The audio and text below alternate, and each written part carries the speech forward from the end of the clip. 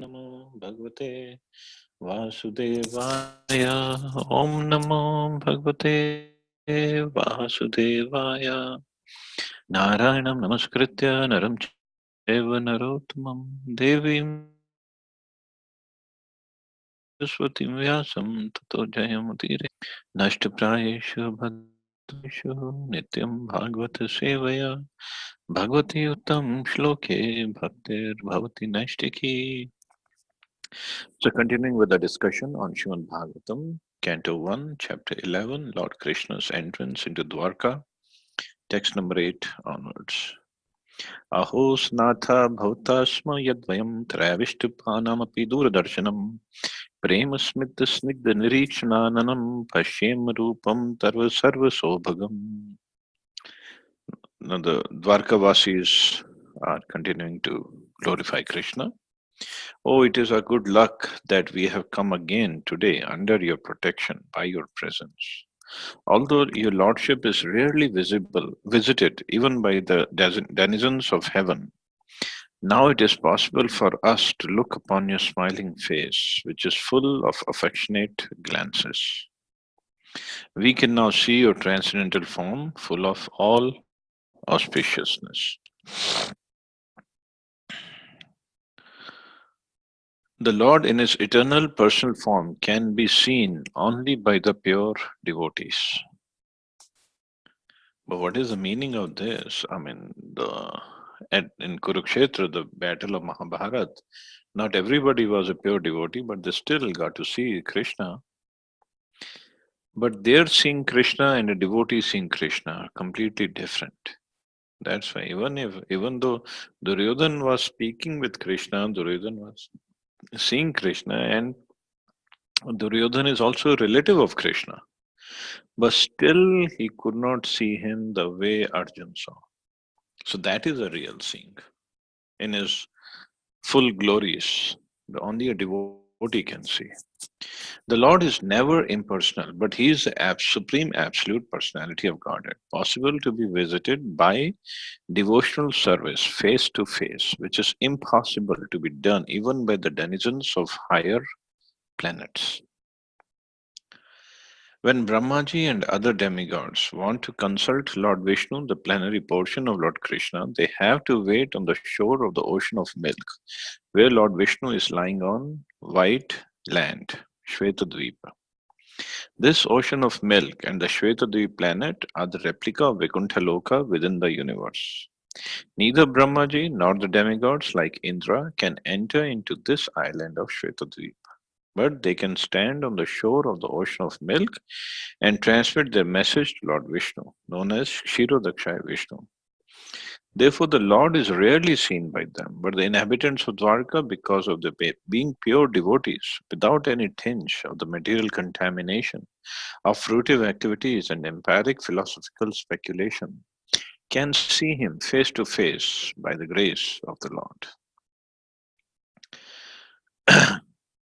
This is the original state of the living entities and can be attained by reviving a natural and constitutional state of life, which is discovered by devotional service only. So, once we are engaged in devotional service, by mercy of Krishna, when we get purified enough, he can reveal himself to us. So, here in the purport, Prabhupada's writing, the inhabitants of Dwarka, because of their being pure devotees.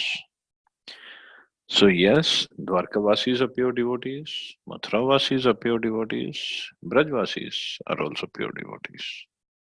But now there is a gradation of pure devotees also. They all are pure because pure in the sense they don't have a tinge of material contamination of fruitive activities and empiric philosophical speculation. But still, there is a gradation of pure devotion service depending upon the mood they are in, or or the amount of surrender they have. So the pure in pure devotion also there are gradations. So It is said that Brajvasis or Vrindavan are better than the Mathura Vasis. Of course, Mathura Vasis are also pure devotees, but their mood is off. Some Aishwarya is there in Mathura, some Madhurya and some Aishwarya. Dwarka is mostly Aishwarya, less Madhurya. And Braj or Brindavan is complete Madhurya, no Aishwarya at all. And then when we go in different rasas also, like Shantras, Dasiras, Sakhyaras, Vatsalyaras, Madhuryaras, again there is a gradation there also. So it's different gradation for pure devotees also. In that level also there are gradations. So we have long way to go. Also, it is said in Nectar of Devotion that when we do our devotional service, now pure devotional service also has some categories like Vaidhi Sadhana Bhakti, Raganuga Sadhana Bhakti, Bhav Bhakti, Prema Bhakti. So the devotees, it is mentioned there, devotees who do Vedhi Sadhana Bhakti, means Sadhana Bhakti following the rules and regulations, but they don't have that kind of rag or love for Krishna, they can attain to Vaikuntha planets. But if somebody wants to go to Golok, Vrindavan planet, he has to at least come to the level of Raganuga Sadhana Bhakti.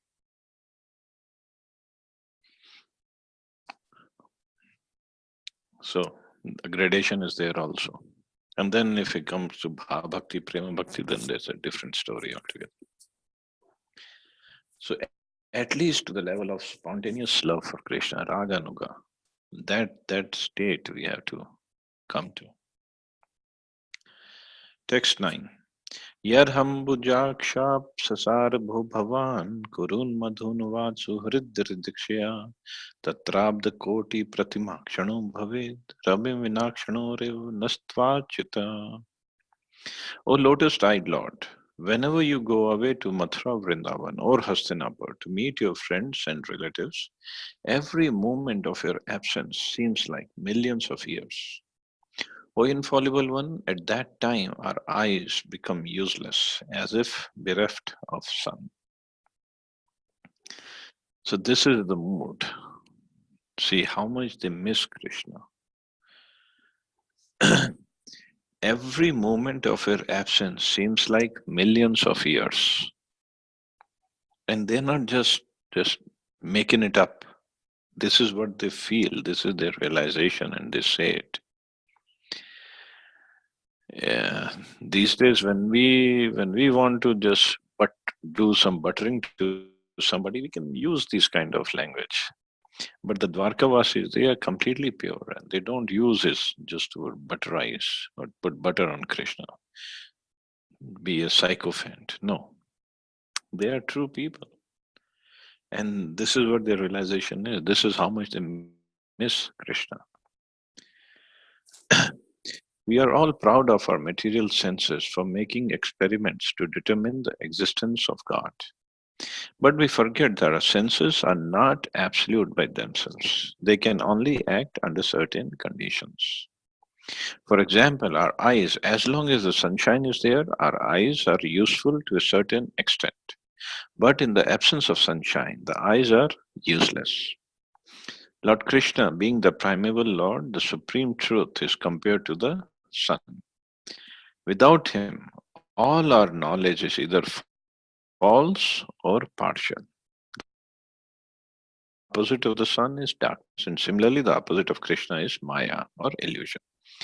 The devotees of the Lord can see everything in true perspective. The Lord, pure devotees, cannot be in the darkness of ignorance.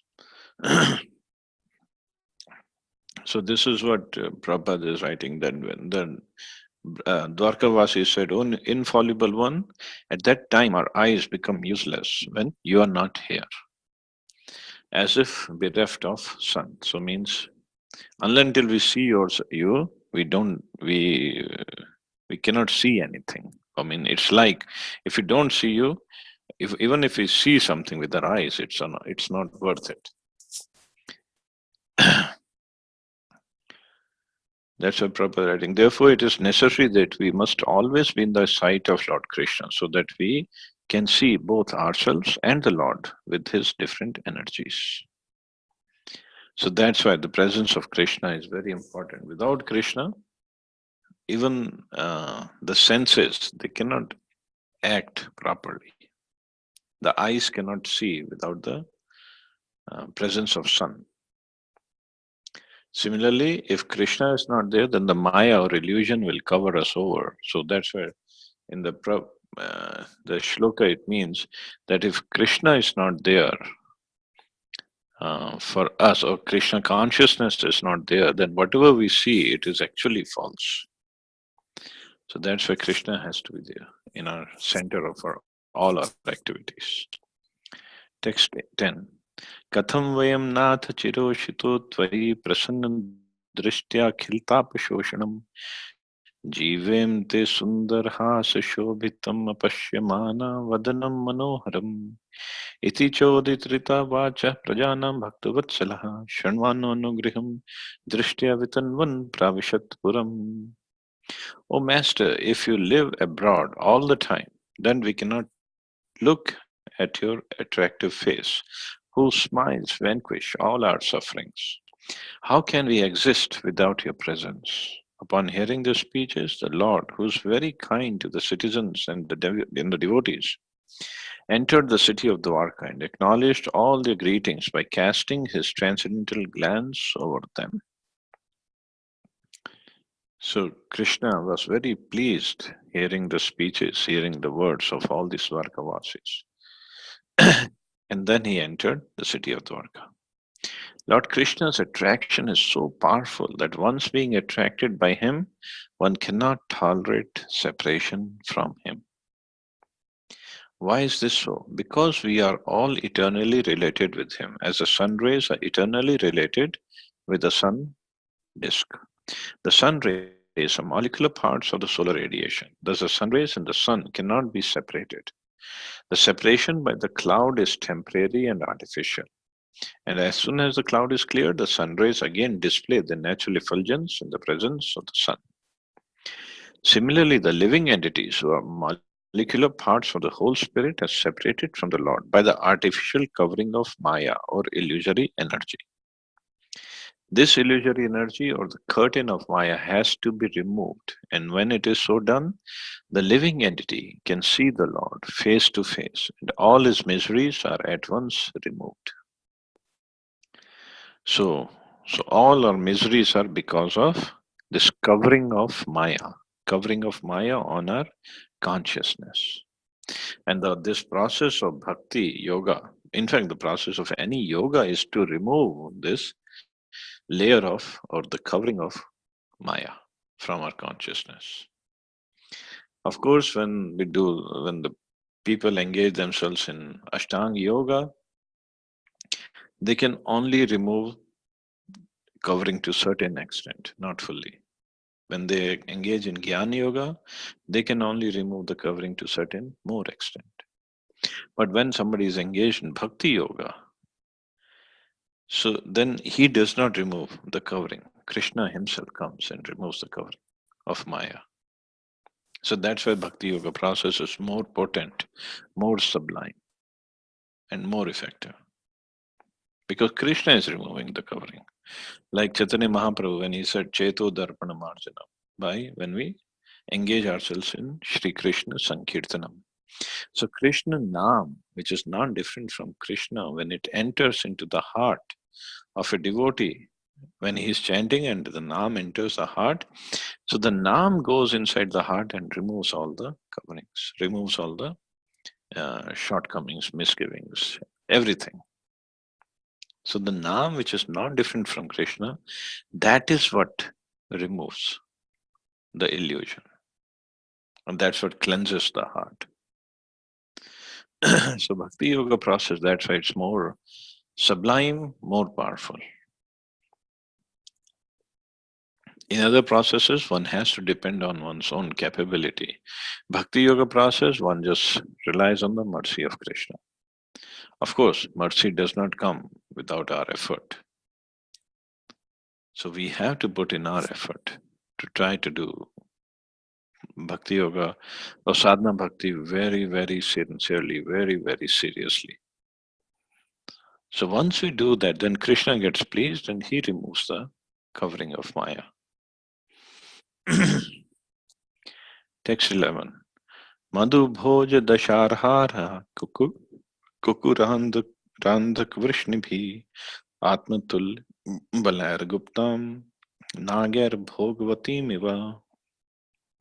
As Bhogwati, the capital of Nagaloka, is protected by the Nagas, so was Dwarka protected by the descendants of Vrishni, who were Bhoja, Madhu, Dashara, Araha, Kukur, Andhak, etc., who were as strong as Lord Krishna. The Nagloka planet is situated below the Earth planet, and it is understood that the sun rays are hampered there. So the sun rays, according to when we get to the description of the universe, we'll see the sun rays only come up to Earth planet. Sun rays do not go below Earth planet. It's all dark there. But how the light is there, the darkness of the planet, which is Nagloka, is however removed by the flashes of the jewels on the heads of the Nagas, celestial serpents. So all these nag, all these snakes, they have beautiful jewels on their heads. So the jewels they reflect the light, which somehow seeps through. Sun does not go there. It just somehow the reflection of light comes on those jewels, and the jewels reflect the light further. So this is what lightens up the whole planet. And this Nagloka is just full of nags, all kinds of snakes.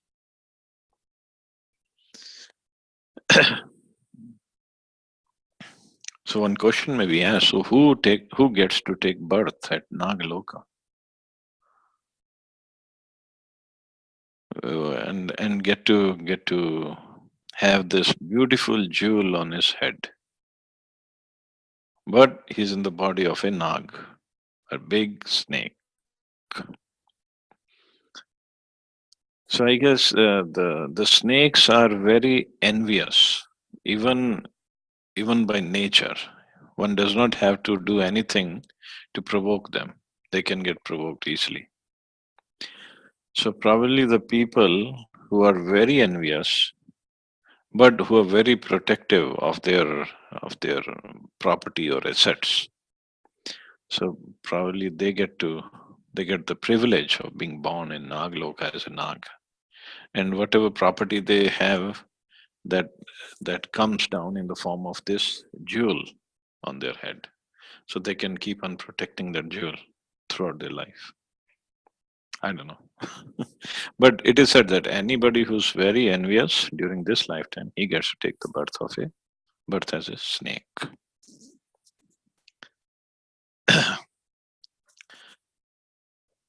And it is said that there are beautiful gardens, rivulets, etc., for the enjoyment of the Nagas. It is understood here also that the place is well protected by the inhabitants. Well, who in the world will come and disturb all these Nagas over there? So also the city of Dwarka was well protected by the descendants of Vrishni, who were as powerful as the Lord, insofar as he manifested his strength upon this earth. So the Dwarka, city of Dwarka, although Krishna wasn't there for so many years, but that city was still protected by all the descendants of Vrishni, and they were very, very powerful. Server server तु सर्व विभव पुण्य वृक्ष लताश्रम है उद्यान पवन आरामैर वृत Padmakar श्रियम. The city of Dwarkapuri was filled with the opulence of all seasons. They were hermitages, orchards, flower gardens, parks, and reservoirs of water breeding lotus flowers all over. And just like we were discussing the other day, see the beautiful city of Dwarka, and it had so many palaces and so many citizens were living there. And the city of Dwarka wasn't bigger than Gurgaon, but it had trillions and trillions of inhabitants. So it was all by mercy of Krishna. If he wants to make arrangements, he can make beautiful arrangements for all the inhabitants. Perfection of human civilization is made possible by utilizing the gifts of nature in their own way. As we find herewith in the description of its opulence, Dwarka was surrounded by flower gardens and flower orchards, along with reservoirs of water and growing lotuses. There is no mention of mills and factories supported by slaughterhouses, which are the necessary paraphernalia of the modern metropolis. The propensity to utilize nature's own gifts is still there, even in the heart of modern civilized men. Then Prabhupada says the leaders of modern civilization select their own residential quarters in a place where there are such naturally beautiful gardens and reservoirs of water, but they leave the common man to reside in congested areas without parks and gardens. So this propensity is there to live in a natural place. But who gets to live? Those big people who have big farmhouses or other bigger land, so they can grow their own trees and this and that. But common people, they have to live in the jungle of concrete, and they're very happy there because they say, "This is I have made it with my hard-earned money. This concrete of jungle where I'm living, and I'm very happy here." But this is modern civilization.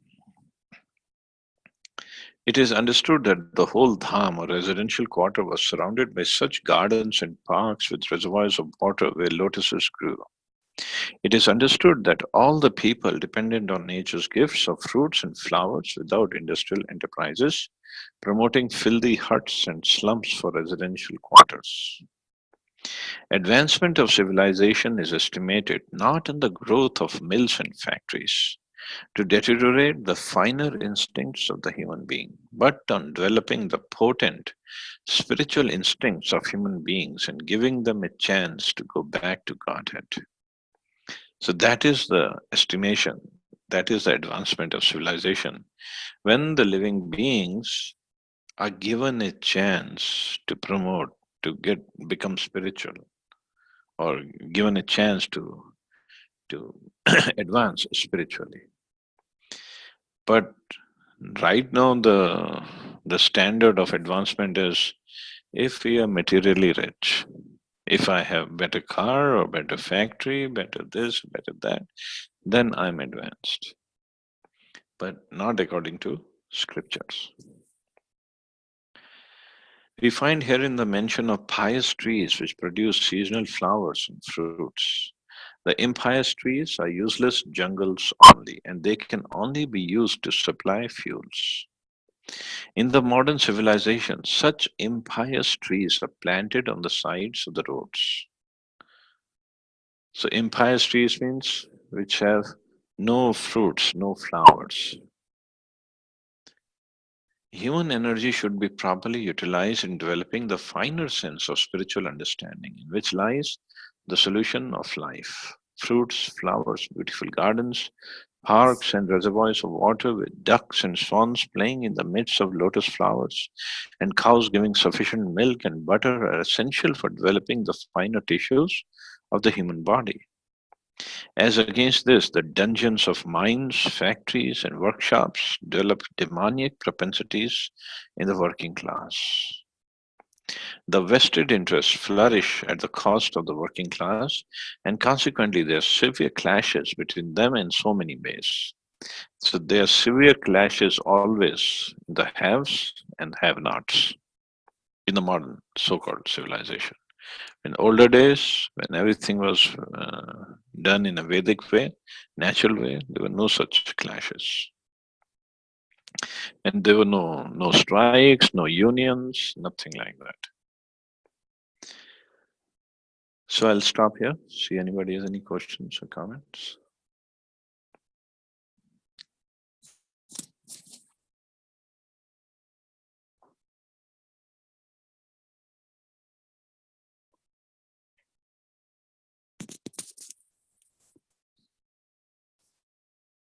Or should I take one more verse? Hare Krishna, Prabhuji. Hey, Prabhuji mentioned about the bhav of Vrindavan, Mathura, and Dwarka. Dwarkavasi.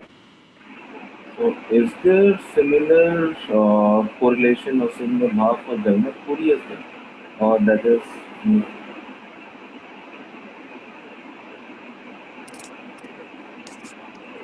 Is there similar what correlation? similar bhav of people at Jagannath Puri as well? Oh, yeah. Jagannath Puri is considered as Dwarka Okay. from external sense, but internal sense is Jagannath ji or Krishna is in the mood of separation from Srimati Radharani. And when Chaitanya Mahaprabhu went there, who's Krishna, but who had taken the mood of Radharani, and Radharani who is in separation from Krishna. So actually, those who know these finer sentiments, they say Jagannath Puri is actually very confidential part of Vrindavan. Just like Navdvip. Navdvip is also a very confidential part of Vrindavan. So similarly, Jagannath Puri is. But those who don't know, they compare Jagannath Puri to Dwarka. So both ways it is right.